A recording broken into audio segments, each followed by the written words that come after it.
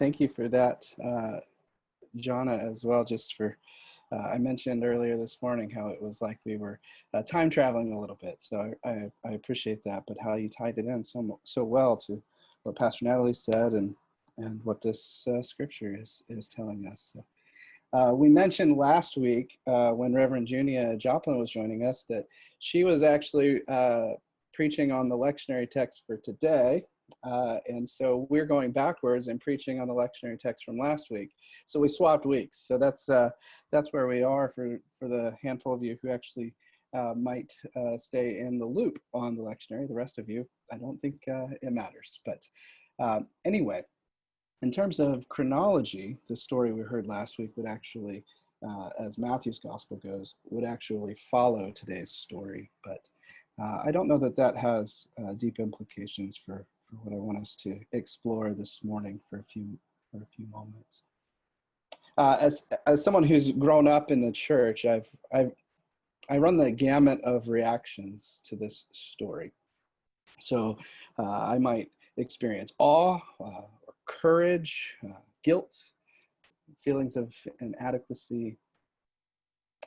It's a fascinating miracle on the heels of another impressive miracle when Jesus fed the multitude. We often hear it referred to as feeding the 5,000. That happened right before this miracle.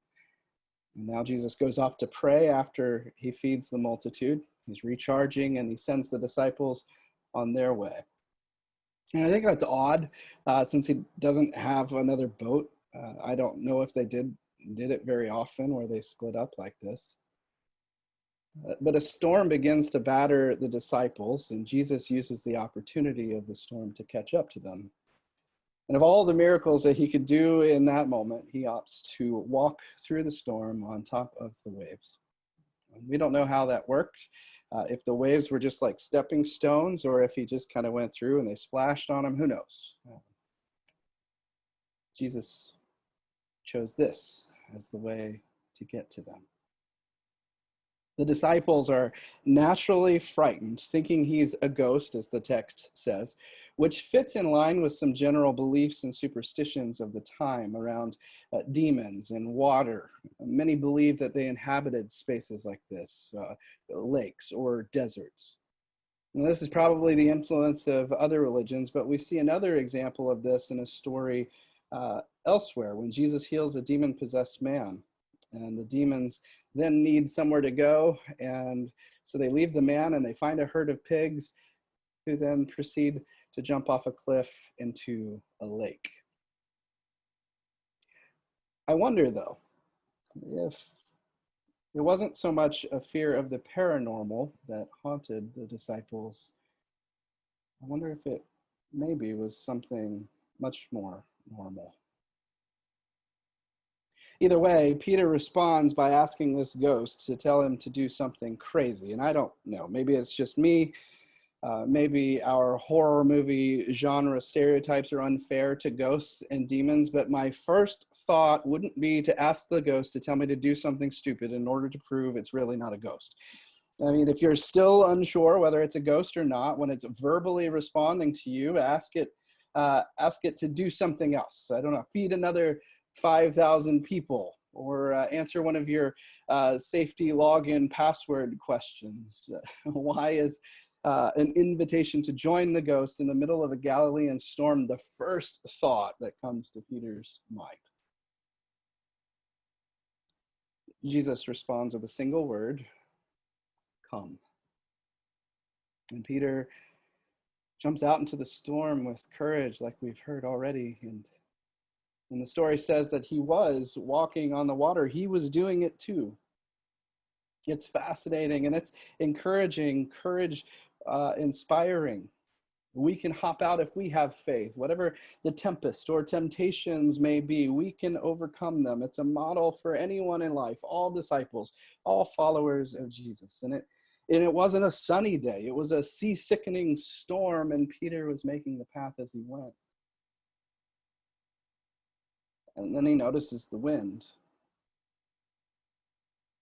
However one does that. Was it a big wave that was about to smack him? Was it the boat tipping and tilting? Was the wave about to hit Jesus? Who knows? But he begins to sink and cries out for Jesus to save him, and Jesus does. He grabs him and they get back in the boat, but I presume not before first walking on the water again, this time held by Jesus as they get back into the boat. The story says that the wind stopped. And Jesus says to Peter, "You of little faith, why did you doubt?" Another translation says, "You man of weak faith, why did you begin to have doubts?" In another, "You of faint heart, what were you afraid of?" Like I said, anytime I sit with this story, I find myself tossed about the spectrum of emotional responses: fascination, courage, fear, guilt. After all, how many times do I take my mind or my eye off of Jesus' teachings, his way, his spirit? How many times do I see the obstacles or assume the consequences of being bold or brave? Don't fear and courage go hand in hand? How many times do I look around less at the tempest and more at the loneliness of the call to follow Jesus? Where is everybody else?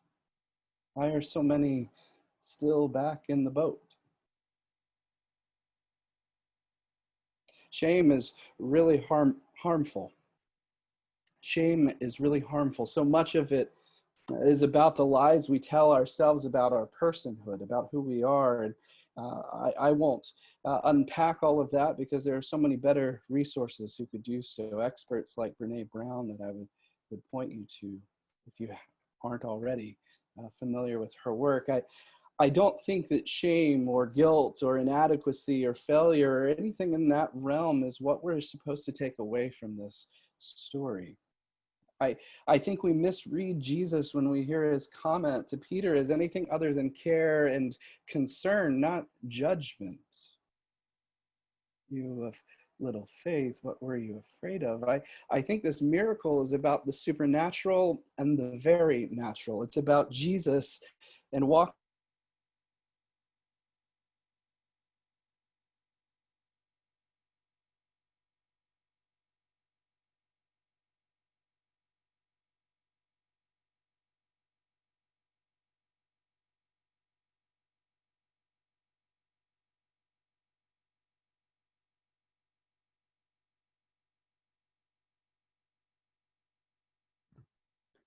We're not hearing you, Brent. What's that? We didn't hear you. You're now on. Well, where I don't know at which point. My internet just told me it is unstable. So I'm just going to start up. I'm just kidding. Let me back up a little then. I, I was talking about shame. Did shame enter in at some point? Let me just go back to that for a second. So shame is harmful.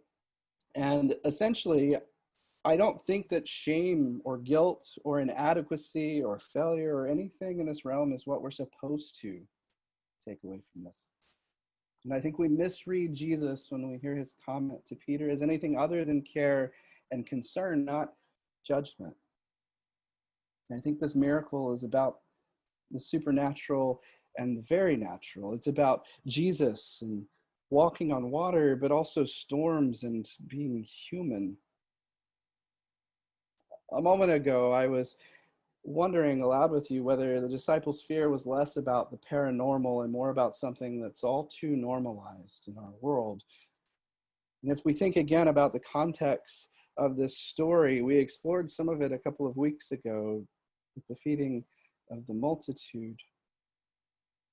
Not long before this story unfolds, John the Baptist was killed in police custody under the watch of an insecure, narcissist king who wanted to indulge his desires. This led to the crowds seeking out Jesus, which led to his experiencing their anger and loss along with them, the definition of compassion, which then led to Jesus feeding the multitude.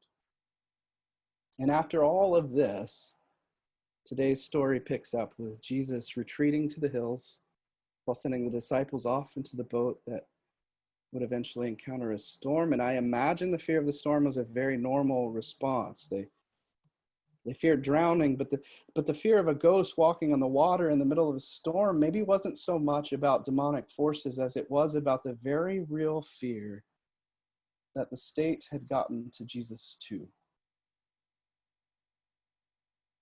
After all, the text says after they saw him walking on the water, they became afraid, so terrified that these grown men screamed.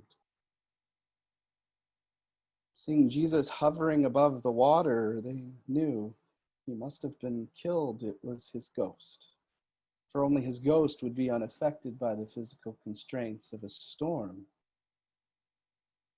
So from within this very real storm and very real fear, Jesus speaks very real comfort to them from the water. Be encouraged, it's me, don't be afraid. Another translation, take heart, it is I, don't be afraid. And to this, Peter asks this Jesus apparition to invite him to join in the familiar voice, said it all, come. Like that ingrained memory when he first called Peter, come and follow me. Jesus tells them not to be afraid. But I don't think it's because he thought that fear is bad. And I don't think Jesus was criticizing Peter at the end of the story so much as he was diagnosing the current state of his faith. It was weak, not bad, small, not wrong. It was also brave and bold. It was battered by fear. But don't faith and fear go hand in hand? Isn't fear the resistance our faith needs to grow? What if Jesus isn't concerned with success, whether Peter finished this walk or not? What if Jesus simply cares that you're getting out of the boat, out of your comfort zone, out of what you presume to know and have figured out, all in the name of following the way of Jesus more faithfully, even when it goes off-road and on top of stormy waves? What if faithfulness isn't about perfection or even seeing the results of our courage, but listening for what we think is God's voice, discerning where or how God's voice is calling us to follow this time, and deciding that even if we don't get it right, we aren't going to sink because the Spirit of Jesus is right there with us. The Spirit that isn't judging us when we think we failed, but that is comforting us in our human frailty, our human ordinariness, our human unsupernatural abilities. Speaking to us less like failures and more like children who fall off their bicycles. Take your eye off the road and look at me. You're doing it. This time, let's try to go a little further. Don't be scared. I'm right here with you.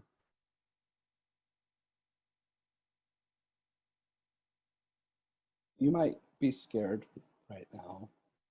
You might feel overwhelmed. You might not know what your next step is supposed to look like. In the middle of a pandemic, as people of color and Black people in particular are crying out for justice, as your church seems to be moving forward like Peter on the water in the middle of a storm. Who knows what you are afraid of this day, August 16th, 2020. Oftentimes, we don't actually take the time to know what we're afraid of. And maybe that's what Jesus was getting at too. We're just hunkered down in self-protection, reacting with anger or sadness or bitterness or conspiracy theories like ghosts walking on top of water.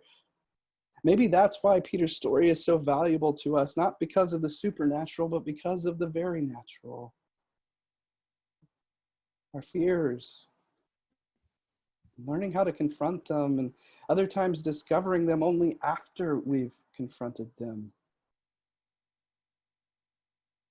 Which is to say that sometimes you might feel like holding on to the boat is the best option, gripping tightly to your traditions or your beliefs or your fixed thinking of the past. It might feel risky and unnerving and crazy trying to walk out on water in the middle of a storm. But I think the miracle is that you do it, that you try, because regardless of how far you get this time, you'll discover Jesus is saving you, holding you, asking along with you, what are you afraid of? Sure, this particular story, Peter's faith might have been small or weak or fatigued from a lack of practice, but I bet the next time he went further. We don't get these stories in our Gospels, but I bet James and John and Andrew and Mary and Martha learned a thing or two from Peter's experience, from their own, and each attempt was a trust fall into the arms of their teacher, who was asking them to think again, to name again what they were afraid of, until maybe they weren't so afraid of that particular thing anymore. And fear is normal, and it isn't bad, and it doesn't make us a failure. It just presents an opportunity to exercise our faith. Sounds like a miracle to me. Would you pray with me?